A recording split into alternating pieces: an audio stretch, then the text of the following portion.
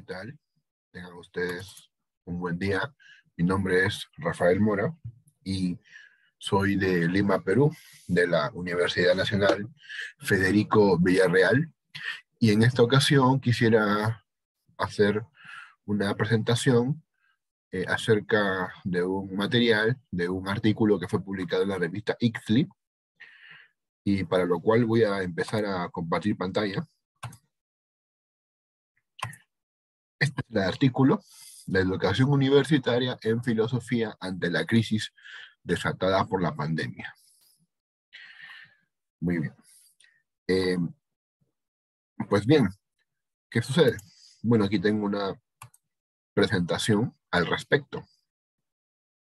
Lo que ocurre fue pues que la pandemia nos hizo entrar en una tremenda crisis debido a la muerte, a la enfermedad y también al impedimento de libre tránsito. Cerca de 15 millones de personas murieron por la pandemia alrededor del mundo.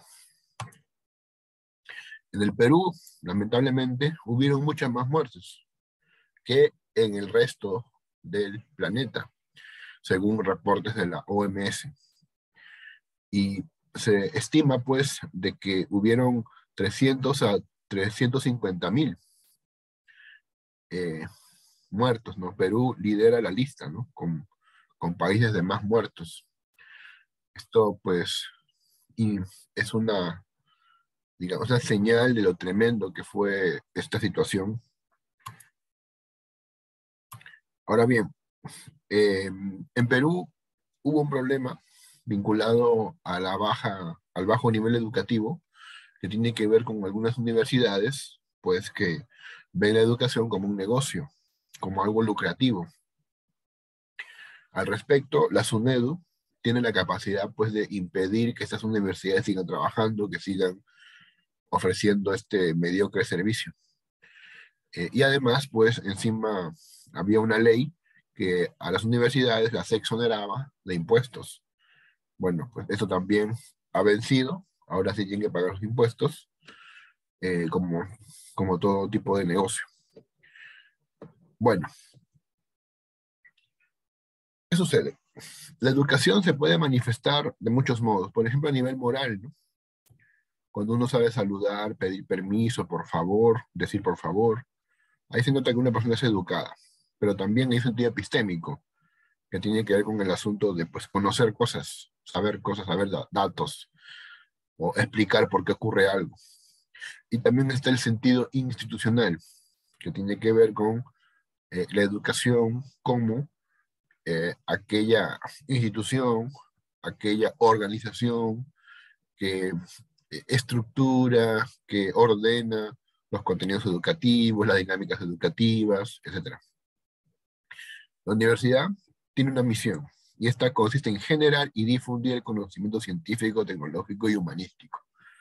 No es solamente una cuestión de lucro, tiene que ver con producir conocimiento, tiene que ver con, digamos, formar conciencias, que tiene que ver con hacerle notar a los demás tales cuestiones, tales problemas.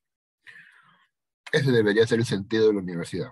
Claro, la pregunta es si esto es posible seguirlo trabajando en la pandemia, por ejemplo, ¿no?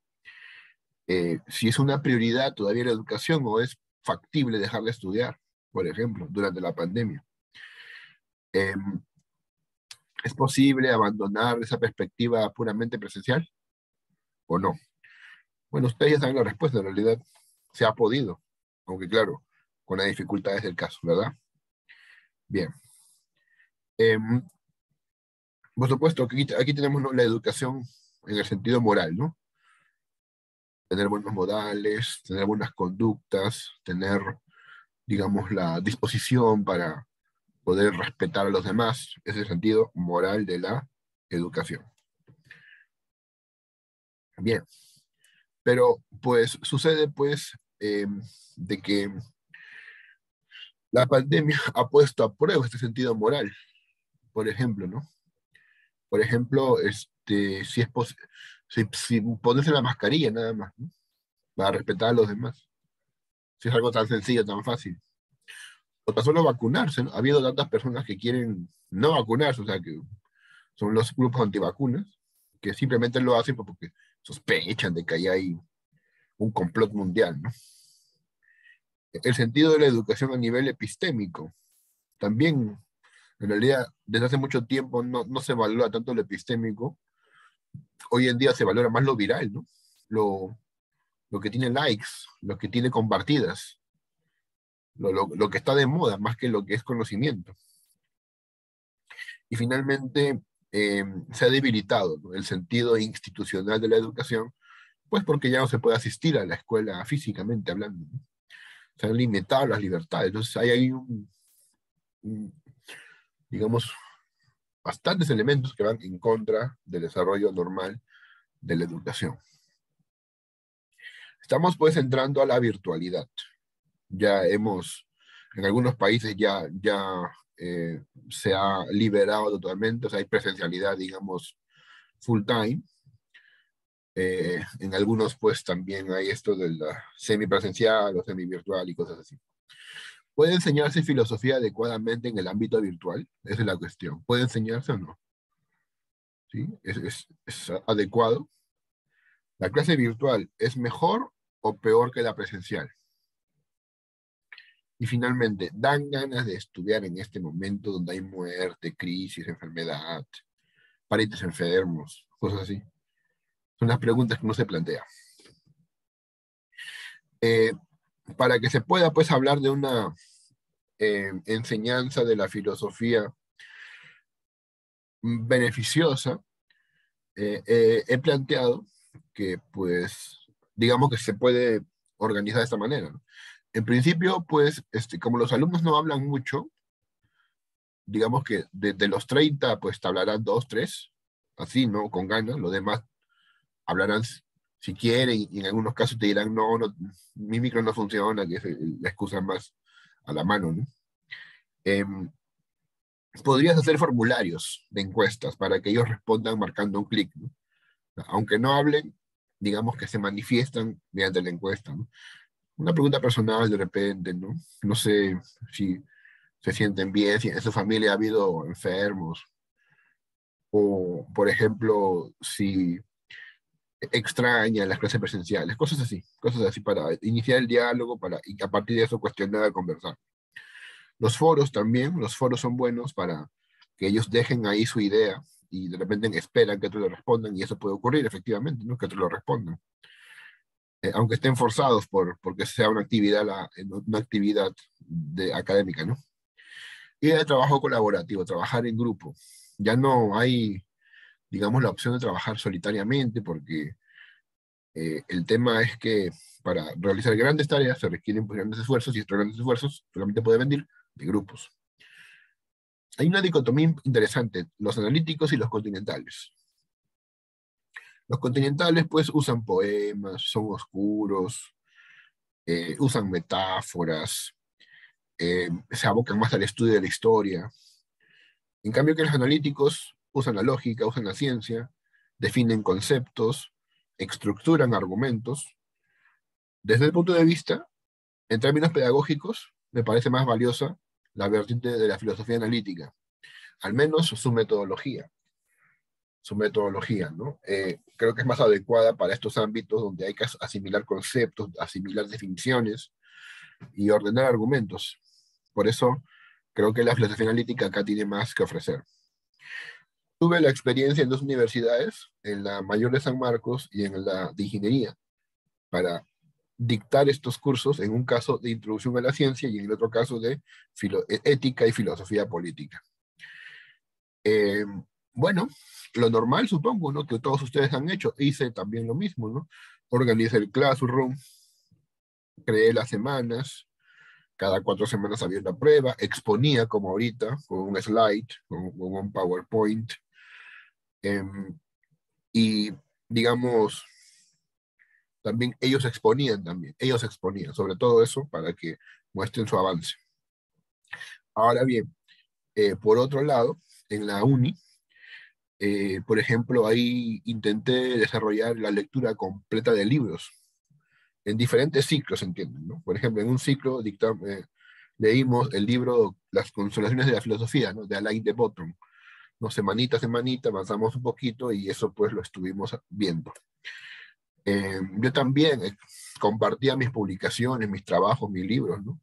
Para pues, digamos, enseñar con el ejemplo, ¿no? Han habido conductas a nivel grupal, por supuesto, de exclusión, ¿no? Por chicos que no trabajan. Claro, pues ahí uno ve que no todos pues tienen el nivel o no quieren, digamos, ¿no? Como siempre, ¿no? Hay siempre por ahí alguien que pues no da el 100% su desarrollo por X motivos, entonces la gente lo separa, lo saca del grupo. Y he tenido que mover personas de un grupo a otro para equilibrar ahí los ánimos porque pues no se llevaban bien, ¿no? Ha habido eso, ¿no? Ha habido eso. Bien. Em, entonces, ¿qué sucede? De que pues las reuniones virtuales, exigen voluntad. Hay que tener ganas de estudiar. Em, Hay que también mirar filosóficamente la realidad. Y esto ha sido más o menos sencillo por la crisis, ¿no? Cuando hay crisis hay oportunidades, se dicen, ¿no? Entonces, en Introducción a la Ciencia, por ejemplo, se estudió el tema de la vacuna, ¿no? ¿Cómo se está haciendo la vacuna? ¿Qué implica crear una vacuna, ¿no? Por ejemplo. Y eso pues implica revisar muchas cosas.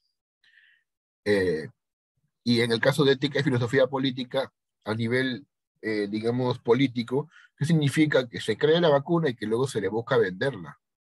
No regalarla, sino venderla, ¿sí? O venderla a precio muy bajo, ¿no? Sí, eso pues por supuesto que también es cuestionable, ¿no? O sea, se supone que es algo, es un bien para la humanidad, ¿no? Entonces, ¿por qué pasan a venderla? Eso, por supuesto que llama la atención, al menos llama la atención. Para poder motivar la educación, se pueden recomendar películas filosóficas, ¿no? Como Matrix, Joker, Memento, Truman Show. También hay que mirar al youtuber, el youtuber. En el Perú hay uno que se llama, pues, que se apellida Aguirre, que dirige un canal llamado Monitor Fantasma. Hay otro peruano llamado que dirige el robot de Platón, no recuerdo su nombre, pero dirige un programa llamado El Robot de Platón. Entonces, mirarlos cómo desarrollan sus contenidos, quizás podría ser motivacional, ¿no? Quizás. Esto por ahora me parece que es una buena tendencia. Bien. También rescatar alumnos estudiosos, ¿no? Porque en medio de la tragedia eso merece un premio. Alumnos estudiosos que realmente se esfuerzan y quieren seguir adelante y no les importa, o sea, no les importa el formato, quieren aprender. Eso hay que destacarlo, ¿sí?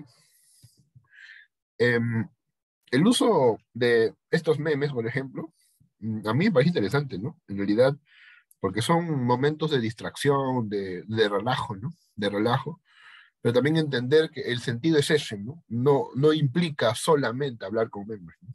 ¿Ya? Bien. Hay una brecha social inevitable, una brecha social. Los alumnos que son pobres, que no tienen internet, que no tienen computadora, que no tienen cámara, que no tienen micro, se ven impedidos de avanzar. Eso sí, es un gran problema. Ha sido un gran problema.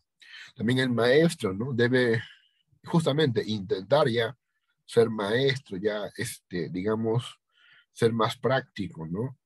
Dar el ejemplo, tratar de plantear, pues, ideas, grandes ideas. Claro, entonces, como conclusión, em, la idea es pues que se siga mejorando el dominio de estas herramientas digitales, aunque ya no haya pandemia, imaginemos que ya no haya, igual eso ha sido una buena oportunidad, ¿no? Aprender esas herramientas, eso es lo que podemos rescatar. Y bueno, finalmente cierro con esta frase, ¿no? De Séneca. Jugamos a los dados y perdemos el tiempo en estas vanas sutilezas que hacen al hombre docto, pero no virtuoso. La sabiduría es cosa más amplia y a la vez más sencilla. Pocas letras se necesitan para aprenderla, pero nosotros prodigamos la sabiduría lo mismo que los demás bienes en cosas superfluas. Igual avidez que mostramos para con cuanto existe en la naturaleza, tenemos con las ciencias y más aprendemos para la escuela que para vivir bien. Esta frase pues señala lo siguiente, ¿no? Es fácil ser sabio si se tiene el tiempo y la disciplina necesaria. pero el problema es que no aplicamos ni dirigimos bien dicha sabiduría. Y bueno, esta crisis también ha sido una oportunidad para poder reflexionar sobre el valor del conocimiento. Muchísimas gracias.